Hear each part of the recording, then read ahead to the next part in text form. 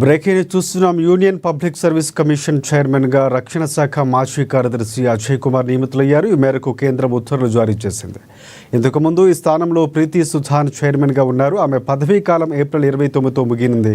దీంతో అప్పటి నుంచి ఈ పోస్టు ఖాళీగా ఉండటంతో అజయ్ కుమార్ను నియమిస్తూ కేంద్రం నిర్ణయం తీసుకుంది.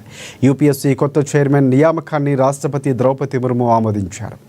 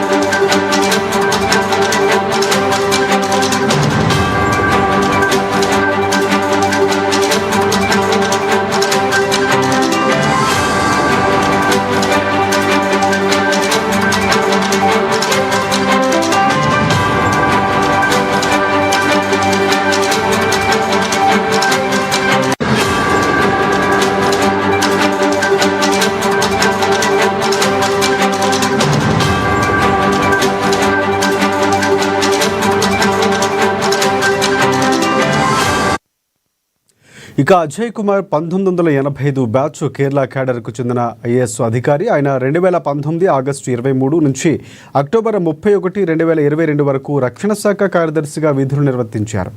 యూపీఎస్సీ దేశవ్యాప్తంగా సివిల్ సర్వీస్ పరీక్షలకు నిర్వహిస్తూ ఉంటుంది.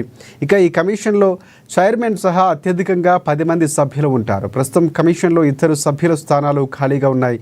యూపీఎస్సీ చైర్మన్గా బాధ్యతలు చేపట్టే వ్యక్తి గరిష్టంగా 6 సంవత్సరాలు లేదా 65 ఏళ్ల వయస్సు నిండే వరకు కొనసాగవచ్చు.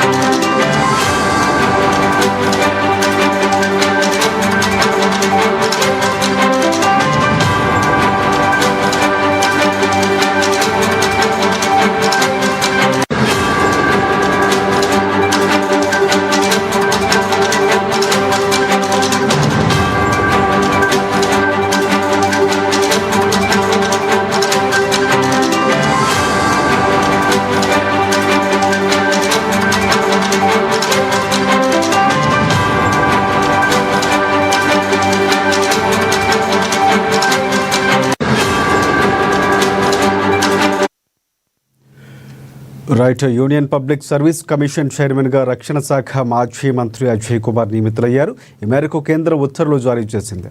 ఇంతకుముందు ఈ స్థానంలో ప్రీతి సుధాన్ చైర్మన్గా ఉన్నారు. ఆమె పదవీ కాలం ఏప్రిల్ 29న ముగిసింది.